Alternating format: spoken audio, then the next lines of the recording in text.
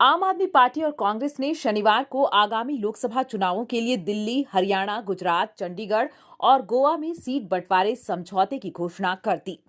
इस संबंध में कांग्रेस महासचिव मुकुल वासनिक ने मीडिया से कहा कि आप दिल्ली में 3 सीटों से चुनाव लड़ेगी और देश की सबसे पुरानी पार्टी 4 सीटों पर अपने उम्मीदवार उतारेगी। वासनिक ने कहा कि हरियाणा में कांग्रेस 9 लोकसभा क्षेत्रों में चुनाव लड़ेगी, जबकि कुरुक्षेत्र से 1 सीट आपको दी गई है। दोनों दल गुजरात में भी मिलकर चुनाव लड़ेंगे। कांग्रेस गुजरात में 24 सीटों पर चुनाव लड़ेगी, जबकि आम आदमी पार्टी भावनगर और भरूच सीटों पर अपनी किस्मत आजमाएगी।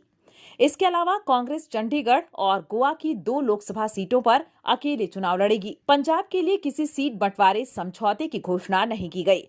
जहां सत्तारूढ़ आपने पहले कहा था, वह वहां सभी 13 लोकसभा क्षेत्रों में चुनाव लड़ेगी। वासनिक ने कहा कि आप और कांग्रेस दोनों अपने अपने चुनाव चिन्हों पर चुनाव लड़ेंगे। कांग्रेस और आम आदमी पार्टी के एक होने से दिल्ली की 7-7 सीटों पर मुकाबला रोचक हो सकता है।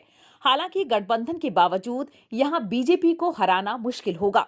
दिल्ली की जिन 7 सीटों पर गठबंधन हुआ, वहां 2019 में बीजेपी के सभी कैंडिडेट्स ने 50% से ज्यादा वोट हासिल किए थे। अगर 7 सीट के औसत निकालें तो पिछले चुनाव में बीजेपी ने 56% वोट हासिल किया था, जबकि कांग्रेस और आप ने कुल 44% वोट हासिल किया था।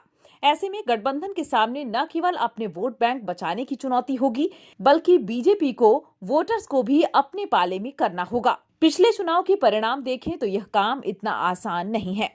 गुजरात में भी आप और कांग्रेस के मिलकर लड़ने से बीजेपी को ज्यादा नुकसान होता नहीं दिख रहा है। यहाँ कांग्रेस लंबे समय से सत्ता से बाहर है।